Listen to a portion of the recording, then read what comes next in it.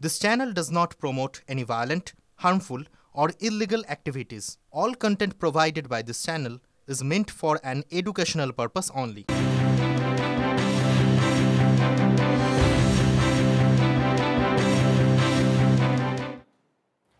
আর এবার নজর রাখবো সারাদিনের সবথেকে গুরুত্বপূর্ণ সবথেকে বড় খবরের দিকে। প্রাথমিকে ৩২,০০০ চাকরি বহাল থাকলো এবং সিঙ্গেল বেঞ্চে অভিজিৎ গঙ্গোপাধ্যায় বিচারপতি তিনি যে রায় দিয়েছিলেন সেই রায় ডিভিশন বেঞ্চ খারিজ করে দিল। অর্থাৎ যারা ৯ বছর ধরে কাজ করছিলেন তাদের কথা ভেবে, তাদের পরিবারের কথা ভেবে এই রায় খারিজ করে দেওয়া হয়েছে। আমার সঙ্গে রয়েছেন সহকর্মী শ্রাবন্তী। এই রায় যে ঘোষণা করা হলো যে ৩২,০০০ চাকরি বহাল থাকছে, কারণ চাকরি যাচ্ছে না, সেটার পর বিভিন্ন রিয়াকশন আসছে। তুমি আদালত চত্বরে কি ছবি দেখলে, তারা কি বলছেন যারা কাজ করছিলেন, আর যারা বলছিলেন তারা দুর্নীতির শিকার, তারা কিভাবে তাদের লড়াইটা চালিয়ে যাবেন? দেখো শর্মিষ্ঠা, প্রথম কথা হচ্ছে যে কেন এই চাকরি বাতিলের যে বিষয়টা ছিল, আজকে চাকরি বাতিল হলো না, তার সঙ্গে এসএসসির একটা তুলনা চলছিল। কেন দুটো এক নয় সেটা একেবারে নির্দিষ্ট করে বলেছেন বিচারপতি। তাদের বক্তব্য যে পরিমাণ দুর্নীতি হয়েছিল সেই পরিমাণ দুর্নীতি অনেকটা নগণ্য, কয়েকজনের উপর নির্ভর করে গোটা প্যানেলটাকে দুর্নীতিগ্রস্ত সেটা কিন্তু বলা যায় না। দুই হচ্ছে যারা আবেদন করেছিলেন অর্থাৎ মূল মামলাকারী তারা কারা, তারা অযোগ্য ছিলেন, তারা ওয়েটিং লিস্ট ক্যান্ডিডেট ছিলেন। তাহলে কিভাবে তাদের উপর ভিত্তি করে গোটা প্রক্রিয়াটাকে ড্যামেজ বলে দেওয়া যায়? একই সঙ্গে বারবার প্রসঙ্গ উঠছে যে দুর্নীতিটাকে যদি আরও বেশি প্রশ্রয় দেওয়া হয় পরবর্তী সময় সেটা একটা ইম্প্যাক্ট ফেলতে পারে।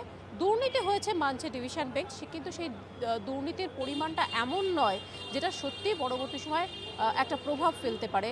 বিশেষত ৯ বছর ধরে এই শিক্ষকরা যখন পড়াশোনা করেছেন, ছেলে মেয়েদের পড়িয়েছেন, সে সময় কিন্তু তাদের বিরুদ্ধে এই ধরনের কোনো অভিযোগ আসেনি যে তারা একেবারে পারছেন না ইত্যাদি ইত্যাদি। অর্থাৎ সেই কথাটা মাথায় রাখতে হবে, সর্বোপরি মানবিক দৃষ্টিভঙ্গি দেখতে হবে। সেই মানবিক দৃষ্টিভঙ্গির উপর বিচার করে তাদের পরিবার আছে, আর তাই এই চাকরি বহাল থাকছে। একদম মানবিক দৃষ্টিভঙ্গির কথা মাথায় রেখেই যেমন এই সিদ্ধান্ত, তার উপর এসএসসির সঙ্গে প্রাথমিকের বিষয়টা গুলিয়ে ফেলতে চাইছিলেন না বিচারপতিরা, তাই তারা এই সিদ্ধান্তে বহাল থেকেছেন। তারা বলেছেন ৩২,০০০ চাকরি বাতিল হচ্ছে না, সেই সমস্ত চাকরি বহাল থাকছে। আইনজীবীরা কি বলেছেন একবার শোনা যাক।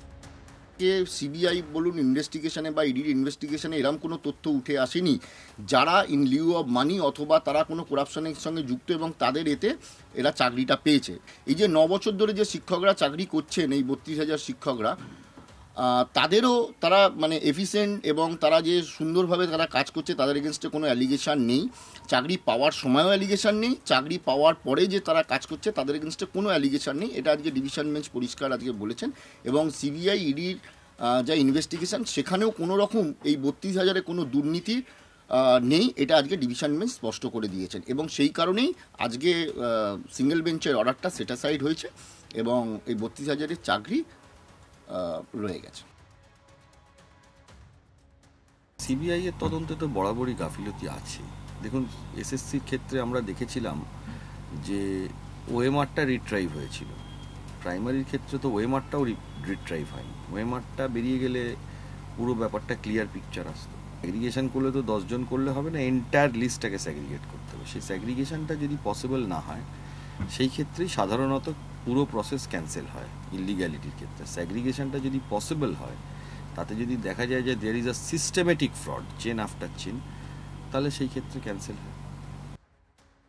এক পক্ষ বলে গেছে দুর্নীতি হয়েছে, আর এক পক্ষ বলে গেছে না দুর্নীতি হয়নি, তারা যোগ্যভাবে চাকরি পেয়েছেন। মানে যারা খুশি আজকের এই রায়, যারা দীর্ঘদিন ধরে কাজ করে গিয়েছেন, তারা কি বলছেন শুনুন।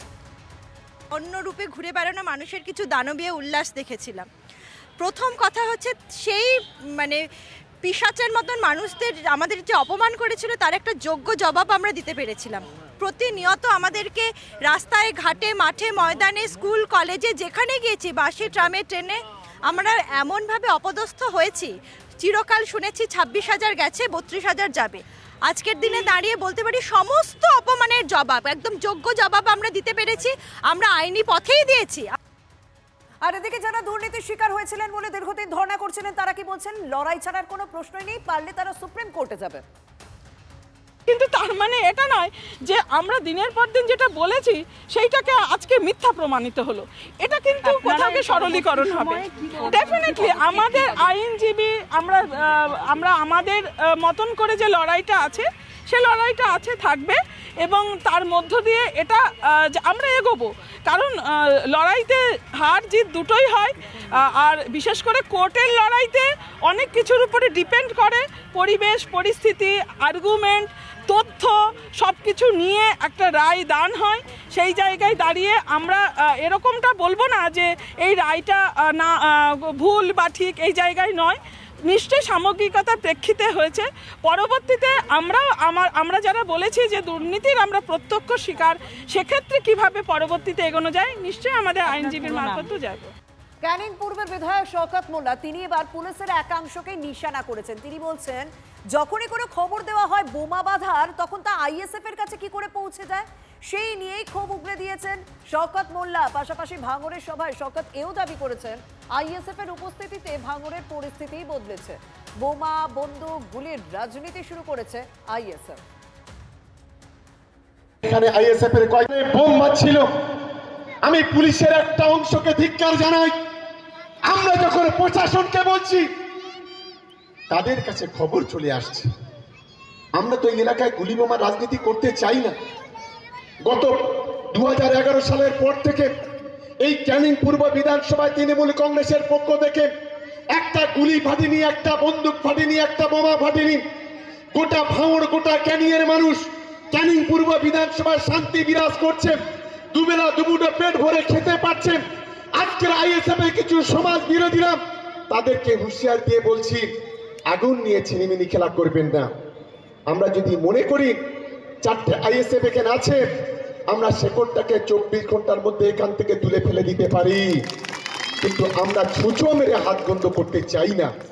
আমরা জানি ওরকম 2-4টে গোলাম এই আমাদের বিধানসভাতে আছে, আশেপাশে আমাদের ঘরে।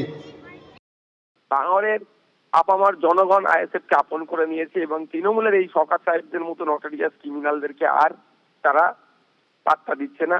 মানসিক প্রস্তুতি নিয়েছে, শুধু ভাঙড় নয়, ক্যানিং থেকে হারাতে হবে, আশপাশ থেকে হারাতে হবে। সেই ভয়ে আতঙ্কিত হয়ে ভুলভাল বকতে শুরু করেছে। বোম অন্যায় কাজের সাথে যুক্ত থাকে অবশ্যই তাকে ধরবে, সেটা আইএসএফ হোক আর তৃণমূল হোক। তবে আমি জোর গলায় বলতে পারি আইএসএফ এই বোমাগুলি রাজনীতি করে না। সমবায়ে কোটি টাকা দুর্নীতির ঘটনা ঘটেছে। কৃষকদের সইর জাল করে প্রায় বেশ কয়েকবার ঋণ তোলা হয়েছে, এরকমই অভিযোগ উঠছে ধূপগুড়ি থেকে। 12 ঘড়িয়ায় তুমুল শোরগোল। থানার দ্বারস্থ 81 জন প্রতারিত কৃষক, এখনো ধরা পড়েনি কোনো অভিযুক্ত। ক্ষুব্ধ কৃষকরা। এই যে আমরা দরখাস্ত জমা দিতে আসছি, আমাদের নামে লোন তুলে নিছে, কৃষি লোন, কোঅপারেটিভ ব্যাংকের। কত টাকা লোন আপনার? আমার 60,000 টাকা লোন, 1 লাখ টাকা হয়ে আছে। কতদিন আগে লোন নিয়েছেন? মেলা দিন আগে নিয়েছি।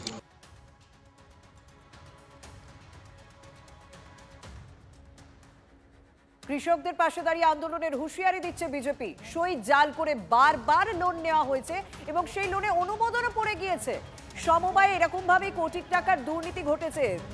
ধূপগুড়ির 12 ঘড়িয়ায় তুমুল শোরগোল। ইতিমধ্যে 81 জন প্রতারিত কৃষক তারা থানার দ্বারস্থ হয়েছেন, অভিযোগ দায়ের হয়েছে। আরজি করে যে আর্থিক তদন্ত চলছিল সেই তদন্ত শেষ হয়ে গিয়েছে। সিবিআই আদালত বলেছে এটাই চূড়ান্ত চার্জশিট। এই মামলায় এটাই চূড়ান্ত চার্জশিট। আক্তার আলীর বিরুদ্ধে সমন জারি বিশেষ সিবিআই আদালতে। সোমবার আক্তার আলীর বিরুদ্ধে চার্জশিট জমা দেয় সিবিআই। আরজি করে তৎকালীন ডেপুটি সুপার আক্তার আলী, তিনি প্রথম সন্দীপ ঘোষের বিরুদ্ধে অভিযোগ আনেন। সিবিআই এর চার্জশিটে জনৈক শশীকান্ত চন্দকের নামও রয়েছে। আগামী 16 ডিসেম্বর আক্তার আলী এবং শশীকান্তকে সশরীরে হাজিরার নির্দেশ।